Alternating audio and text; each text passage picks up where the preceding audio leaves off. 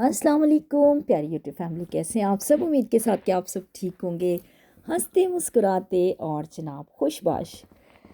तो जी यहाँ हम रेडी हो चुके हैं और जा रहे हैं मिडनाइट सर्विस पे। तो जनाब ये मैंने क्लिप बनाया था रात में, तो आपको मैं अपनी पूरी रूटीन बताती हूँ।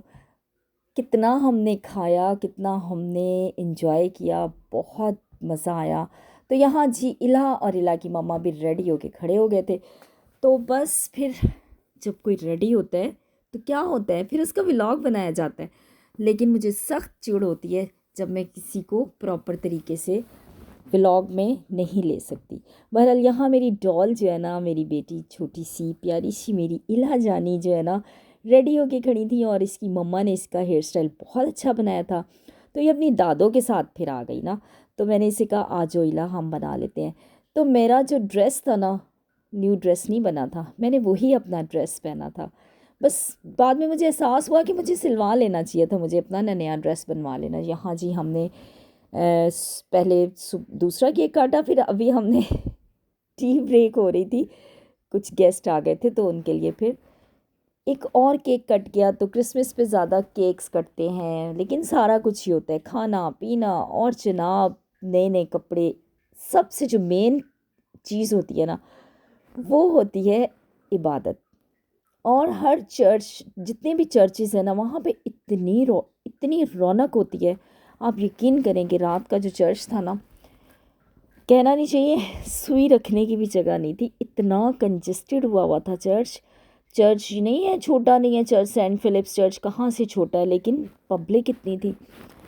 कुछ ऐसे लोग भी होते हैं जो पूरा साल चर्च नहीं जाते और वो ईद पे चले जाते हैं, क्रिसमस पे चले जाते हैं। तो यहाँ जनाब मॉर्निंग में हमने अच्छा सा ब्रेकफास्ट किया और उसके बाद बस पिज़्ज़ा, बच्चों के तो पिज़्ज़ा चल रहे थे। और उसके बाद जो है ना, हमने की टी ब्रेक, और टी ब्रेक में कॉफ़ी ज़रूरी थी। कॉफ़ी का बहुत मज़ा आया।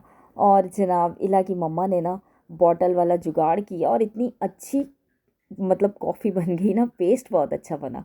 तो यहाँ मुझे बड़ी अच्छे लगते हैं ये पापड़ ना, तो मैंने अपने लिए पापड़ रख लिया।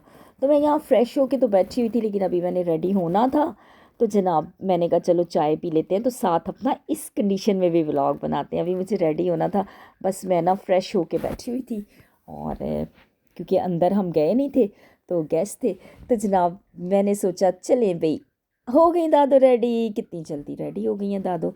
तो यहाँ जनाब मैं रेडी हुई और सिर्फ मुझे थोड़ा सा बस बाहर जाना था। मैं घूमने नहीं जा रही ना, मैं किसी पार्टी में, मैं अपनी साड़ियाँ भी चेक कर रही थी और साथ साथ में मैंने कहा चलो जी रेडी भी हो जाते हैं और इल्हा को जो है ना थोड़ा बाहर भी ले जाते हैं। तो यहाँ मूसा भी बैठा हुआ था और वक्त जो है ना, वक्त गुजरने का पता ही नहीं चलता। अच्छा यहाँ ये होता था कि जब मेरी डैडी मम्मी ज़िंदा थे ना, सास ससुर मेरे, अब तो अम्मी अब्बू भी चले गए, डैडी मम्मी भी चले गए और हमने उनकी जगह, वाकई रात चर्च में मुझे अंदाज़ा हो रहा था कि अब हम उस लिस्ट में आ गए हैं ना अपने माँ बाप की, जब वो बुज़ुर्ग थे। तो एज मैटर करती भी है और एज जस्ट नंबर्स होते हैं, वक्त गुजरना है, सब ने अपनी अपनी ज़िंदगी पूरी करनी है और फिर चले जाना है। तो यहाँ जी बस फिर दादो जब ड्रेसअप हों और व्लॉग ना बनाएं, तो मैंने कहा चलें जी अपने व्यूअर्स को, और वैसे भी व्यूअर्स के अलावा भी मेरी फ्रेंड्स की भी कॉलें आई थी, तुमने कुछ व्लॉग नहीं डाला क्रिसमस का, तुम रेडी नहीं हुई हो, तुमने कौन सा ड्रेस बनाया है।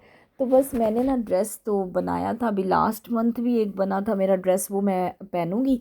तो बस मैंने अभी जो है ना, अभी आप मेरी ये लुक देख लें, क्योंकि मुझे साड़ियाँ पहनना पसंद भी है। और जब मेरी शादी हुई थी ना, तो मम्मी लोग साड़ियाँ पहनवाया करते थे।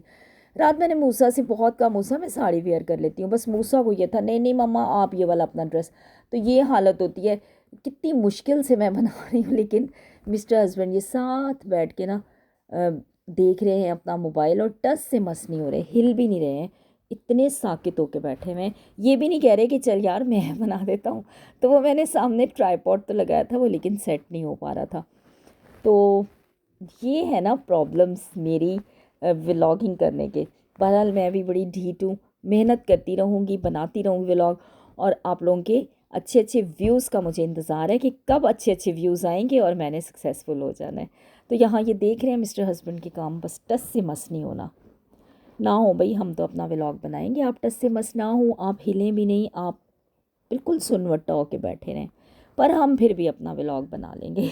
लेकिन मुझे बातें नहीं सुनाई थी, मुझे नहीं डांटा, क्योंकि दिन त्यौहार है तो मुझे डांटा नहीं। ये एन अदर साड़ी, और यार ये मैं ना चेक कर रही थी साड़ियाँ अपनी ना, तो बस फिर साथ में मैंने व्लॉग भी बनाया। तो ये आप भी देख लें, ये मेरी बहुत ही अच्छी सी एक छोटी बहन समझ लें, आप दोस्त समझ लें, देवरानी समझ लें। तो भाभी आप तैयार हो के मुझे बना के भेजें ना, पिक्चर्स बना के भेजें। मैंने कहा अच्छा मैं भिजवाती हूँ ना।